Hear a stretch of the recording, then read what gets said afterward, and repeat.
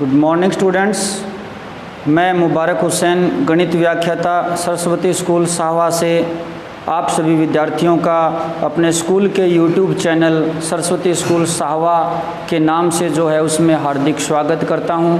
पिछले वीडियो में हमने रेखीय अवकल समीकरण से संबंधित कुछ सवाल किए थे।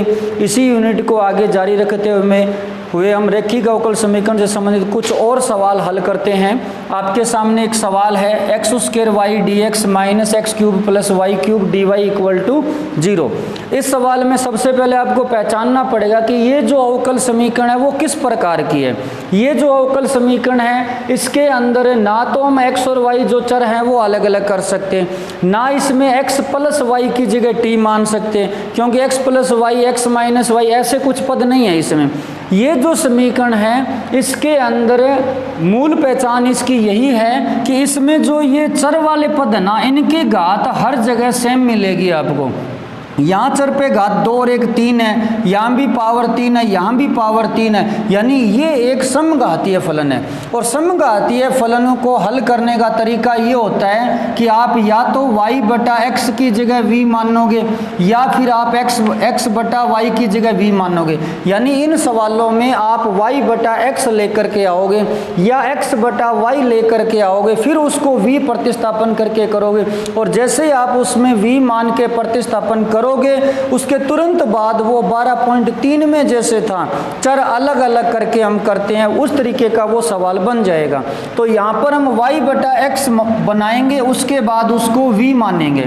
तो y बटा x बनाने की कोशिश करते हैं। इसके लिए हमें क्या करना पड़ेगा, यहाँ x क्यूब का भाग करना पड़ेगा। और एक बात और ध्यान देने वाली है, जब y बटा x बनाओगे तो सवाल में dy बटा dx बनना चाहिए। ऐसे नहीं कि आप सवाल में dx dy छोड़ दोगे, नहीं। y बटा x बना रहे हो तो dy बटा dx है, और x बटा y बना रहे हो तो dx बटा dy बनाओगे।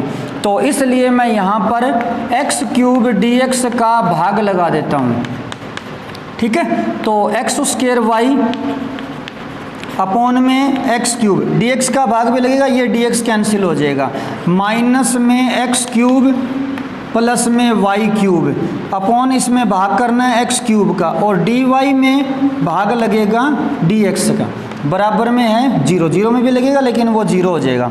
थोड़ा इसको और सही करते हैं, एक्स स्क्वायर बटा एक्स क्यूब, ये 1 बटा एक्स होता है तो ये बन गया y बटा एक्स माइनस एक्स क्यूब का एक्स क्यूब में भाग हो गया 1 प्लस में वाई क्यूब बटा एक्स क्यूब, और dy dx अपना पढ़ाई है इक्वल टू 0। जैसे ही y बटा एक्स बने आप इसके अंदर सबसे पहले y बटा एक्स जो है v प्रतिस्थापन करोगे। v की जगह आप t u कुछ भी ले सकते हैं। तो y बटा एक्स बराबर v है तो y बराबर हो गया vx।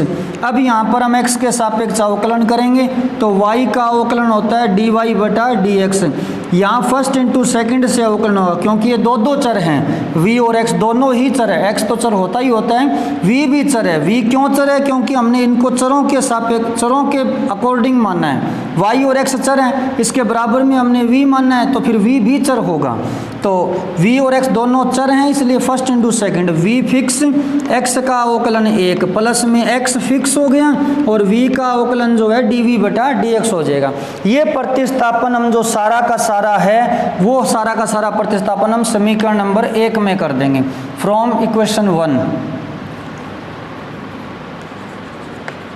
समीकरण नंबर 1 से, तो समीकरण नंबर 1 को ध्यान से देखिए, y बटा x की जगह लाना है v, तो ये बन जाएगा v माइनस 1 का 1 प्लस का प्लस, फिर y बटा x की जगह रखेंगे v, ऊपर क्यूब है तो क्यूब बन जाएगा v की पावर 3, dy dx की जगह ये पड़ा मैटर v प्लस में x dv dx, ये रखेंगे v प्लस में x dv अपॉन में dx इक्वल टू 0 है।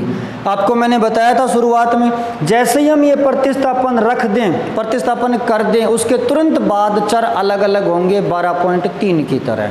तो यहाँ पर चर अलग अलग करने की कोशिश करते हैं, यानी v वाला मैटर एक तरफ, x वाला मैटर एक तरफ। देखिए कैसे, v का v माइनस इस v का गुणा इस पूरे के साथ कर देते हैं, 1 प्लस में v क्यूब गुणा हो गया v के साथ, फिर इस x dv dx का गुणा भी इसके साथ कर देते हैं, माइनस में x 1 प्लस में v क्यूब और dv dx इक्वल टू 0। मैंने इनका गुणा कर दिया। थोड़ा इसको सॉल्व करते हैं।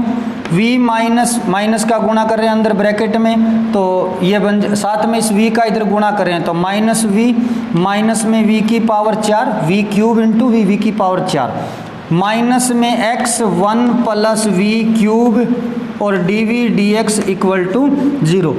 v से v कैंसिल हो गया, जो बचा है वो दोबारा लिख रहा हूँ मैं। और ये जो पद है ना, ये वाला माइनस वाला, ये पद राइट साइड में लेके जाते हैं तो ये प्लस का हो जाएगा। तो माइनस में v की पावर 4 बराबर में हो जाएगा x 1 plus v cube dv dx।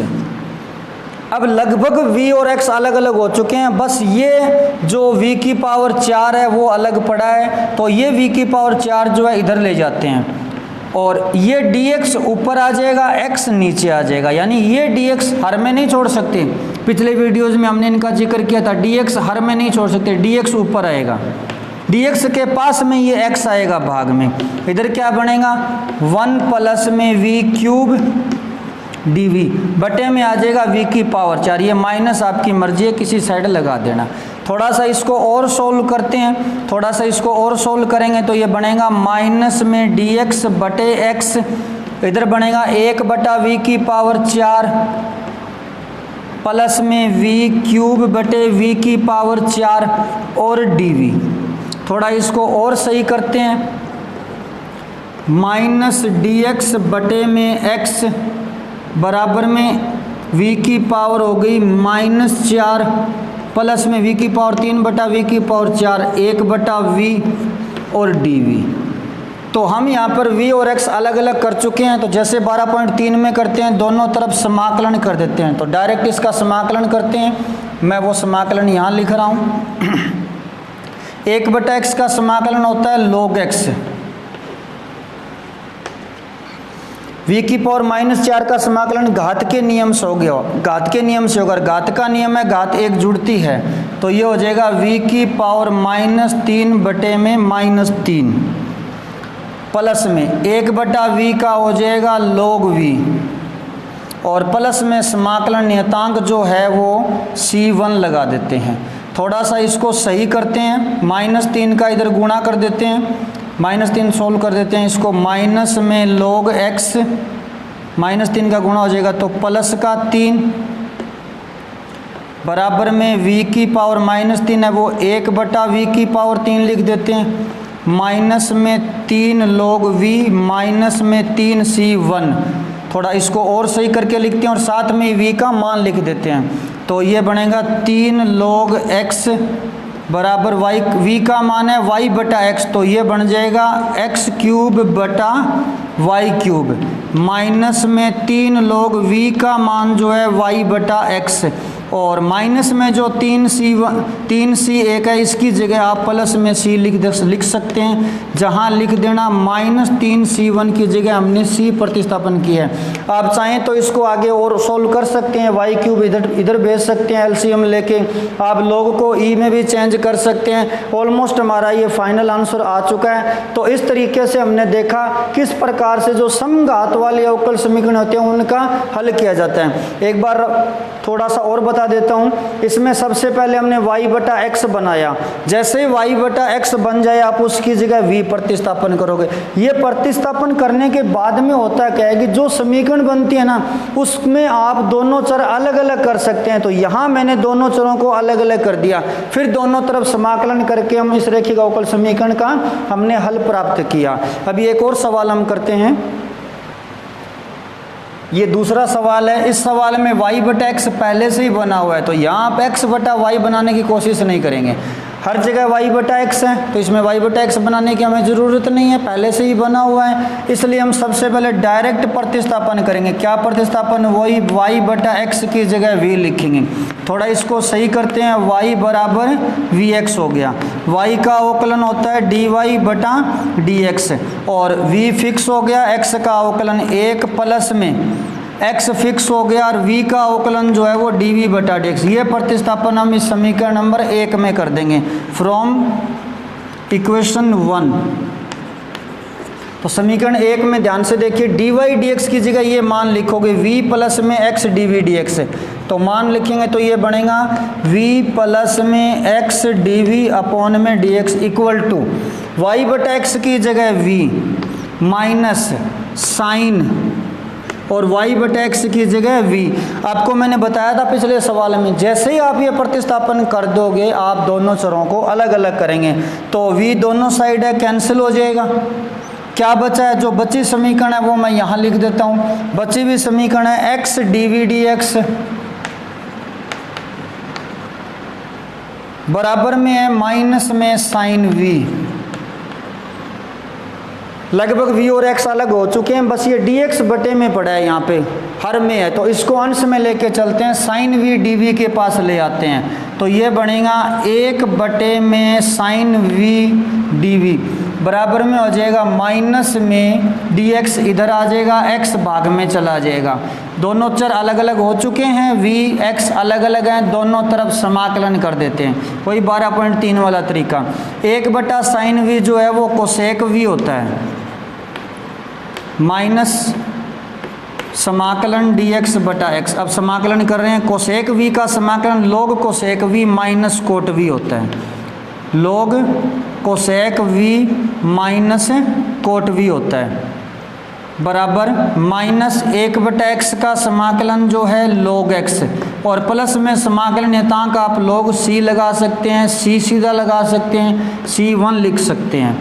थोड़ा सा इसको और सही करते हैं, log का log हम इसको साइन कोस में चेंज कर देते हैं, तो कोसेक v जो है वो 1 बटा sine v minus cot v जो है वो कोस v अपॉन में साइन v माइनस में है log x प्लस में c1।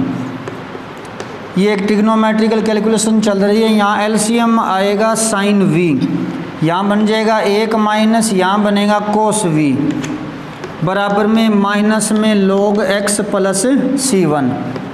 log का फिर से log 1 माइनस कोस v, त्रिकोणमिति का फॉर्मूला होता है 2 साइन स्क्वायर v बटा 2। साइन v का फॉर्मूला होता है 2 साइन v बटा 2 कोस v बटा 2। यहाँ पे मैंने साइन 2x वाला फॉर्मूला लगाया है। साइन 2x का फॉर्मूला होता है 2 साइन x कोस x। जब यहाँ 2x है तो यहाँ x आता है, जब यहाँ x होगा तो यहाँ x बटा 2, तो साइन v का बन गया 2 साइन x बटा 2 कोस x बटा 2। ये फॉर्मूला लगा दिया हमने। थोड़ा सही करते हैं, 2 से 2 कैंसिल हो गया। यहाँ साइन की पावर ऊपर 2 है, नीचे पावर 1 है, तो ऊपर 1 पावर बच जाएगी, तो साइन v बटा कोस v टेन v बचेगा। यानी ये हमारे पास इस तरीके से बचेगा, log टेन v बटा 2 माइनस log x है जो बराबर में यहाँ पर minus log x plus c। Minus log x था वो इधर ले आते हैं तो प्लस में बन जाएगा log x बराबर में हो गया c1। log x प्लस में log y का फॉर्मूला log x y 11वीं क्लास से, ये बनेगा टेन v बटा 2 इंटू में x बराबर में c1। मैं v का मान रख रहा हूँ, ये बनेगा log यहाँ से हटा के इधर e की पावर कर देते हैं, तो यहाँ बनेगा टेन v का मान था y बटा x इंटू एक्स बराबर log हटेगा इस साइड e की पावर बन जाएगी, तो e की पावर c1। इसकी जगह आप नया नियतांक c लिख देना जहाँ c बराबर हमने e की पावर c1 को माना है। तो फाइनल आंसर लिख रहा हूँ x टेन y बटे 2x बराबर में c, ये हमारा फाइनल आंसर है। तो इस तरीके से हमने इस रेखिक अवकल समीकरण का हल प्राप्त किया है। एक बार रफली थोड़ा सा और देख लीजिए, यहाँ पे y बटा x पहले से ही बना हुआ था, तो y बटा x को हमने v मान लिया, फिर ये प्रतिस्थापन किया। ये प्रतिस्थापन करते ही दोनों चरों को हमने अलग अलग कर दिया। दोनों चर अलग अलग करते ही हमने समाकलन किया, कोसेक v का समाकलन log cosec v minus cot v। Answer तो हमारा यहाँ भी आ चुका था। यहाँ पर थोड़ा सा हमने त्रिकोणमितीय गणना की। त्रिकोणमितीय गणना करने के बाद में ये log के साथ टेन v बटा 2 बना, 10v/2 बन गया, v का मान वापस रख दिया, log को हटा के e में ले, चाहें तो आप आंसर यहाँ भी छोड़ सकते हैं, v का मान रखें। तो इस तरीके से हमने ये सवाल जो है वो बहुत ही सुंदर ढंग से पूरा किया। अभी हम एक और सवाल करेंगे। तो सवाल तीसरा ये है हमारा, इसके अंदर x/y हर जगह बना हुआ है, तो इसलिए हम क्या करेंगे, x/y की जगह v प्रतिस्थापन करेंगे। और एक ध्यान देने वाली बात यह है, जब x/y बने तो dx/dy होना चाहिए। x/y बनाओ तो dx/dy आपको बनाना है, ठीक है। तो x/y की जगह हम v प्रतिस्थापन करें, उससे पहले इसमें dy का भाग कर देते हैं ताकि ये dx/dy बन जाए। तो यहाँ पर dy का भाग लगा रहे हैं, तो 1 + e⁻x/y, तो dx/dy प्लस e⁻x/y 1 - x/y, यहाँ dy का भाग लगेगा तो ये कैंसिल हो जाएगा, = 0। तो पूरी समीकरण के अंदर x/y बन चुका है। एक बार फिर से देखिए, यहाँ हमने dy का भाग लगाया है, वो इसलिए लगाया है ताकि dx/dy बन जाए, ठीक है। तो अब x/y है तो हम सबसे पहले x/y की जगह v प्रतिस्थापन करेंगे। थोड़ा इसको सही करते हैं, x बराबर ये हो जाएगा vy। यहाँ देखने वाली बात है, अवकलन y के सापेक्ष किया हुआ है, तो यहाँ अवकलन भी y के सापेक्ष ही होगा, ये थोड़ी सी नोट करने वाली बात है। तो x का अवकलन हो गया dx/dy, v फिक्स है, y का y के सापेक्ष अवकलन 1 हो गया, प्लस में y फिक्स और v का अवकलन हो गया dv/dy। अब हम ये प्रतिस्थापन जो है समीकरण नंबर 1 में कर देते हैं। तो फ्रॉम इक्वेशन 1,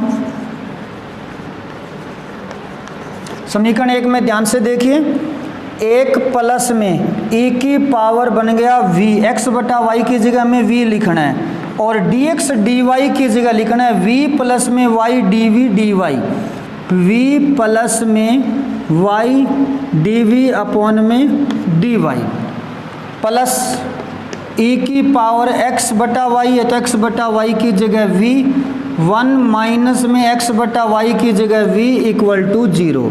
इसके तुरंत बाद हमने सीखा हुआ है, हमें v वाला मैटर अलग करना है, तो ये सारा मैटर v का ही है। जब इस v का इससे गुणा हो जाएगा तो ये भी सारा मैटर v का ही है, तो ये पूरा का पूरा मैटर जो हम राइट साइड में ट्रांसफ़र करेंगे। v का गुणा इसके साथ, v का 1 + e⁻v से गुणा हो गया, प्लस y dv/dy का गुणा 1 + e⁻v से, 1 + e⁻v का गुणा जो है y dv/dy से। ये जो प्लस में e⁻v 1 - v है वो अपने राइट साइड में ले जाते हैं, बराबर में हो जाएगा माइनस में e⁻v 1 - v। थोड़ा सा इसको और सही करते हैं, v का गुणा करते हैं, v प्लस में v e⁻v प्लस में 1 + e⁻v y dv/dy बराबर में माइनस e⁻v का गुणा करते हैं, माइनस e⁻v प्लस में v e⁻v पावर जो है दोनों तरफ है, तो इसलिए कैंसिल हो जाएगी। ये प्लस का v उस साइड ले जाते हैं, यहाँ बचेगा 1 + e⁻v y dv/dy। ये प्लस का v उस साइड ले जाएंगे तो ये माइनस का v, यहाँ पर माइनस e⁻v पहले से ही है। 1 + e⁻, ये जो dy है वो हर में है, इसलिए dy को हम अंश में लेके जाएंगे, तो 1 + e⁻v इंटू dv बराबर में है -v - e⁻v, इसके गुणा में ये आ जाएगा dy। ये dy जो है इधर गुणा में ट्रांसफ़र कर दिया, dy के पास में ही y आएगा, तो y यहाँ पर गुणा में है तो इधर y जो है वो भाग में आ जाएगा। थोड़ा और सही करते हैं, v वाला मैटर एक जगह ले आते हैं, तो -v - e⁻v ये v का मैटर है, वो इधर वाले मैटर के पास में ले आते हैं, तो ये बन जाएगा 1 + e⁻v बटे में आ जाएगा v + e⁻v और dv, यहाँ से माइनस ये मान लीजिए कॉमन ले लिया तो माइनस यहीं छोड़ दिया हमने dy बटा वाई। अब हम दोनों तरफ कर देते हैं समाकलन, यहाँ से माइनस कॉमन लेके यहीं छोड़ दिया, v प्लस ई की पावर v जो है भाग में लेके चले गए। तो यहाँ हम समाकलन करते हैं। ये जो आप पद देख रहे हैं इसका समाकलन इस तरीके से होगा कि v प्लस ई की पावर v को हम t मानेंगे, v प्लस ई की पावर v को हम t मानेंगे। यहाँ देखिए इसका समाकलन, यहाँ हम क्या करेंगे, v प्लस ई की पावर v को t मानेंगे तो v का अवकलन होता है एक v के सापेक्ष e की v का e की v हो जाएगा और v का अवकलन dv t का dt, यानी जो ऊपर वाला अंश है ना 1 प्लस e की v dv ये बनेगा dt, नीचे वाले को हमने माना हुआ है t, dt बटे t का समाकलन होगा log t, यानी यहाँ समाकलन बनेगा log t, t का मान वापस रखेंगे v प्लस ई की पावर v।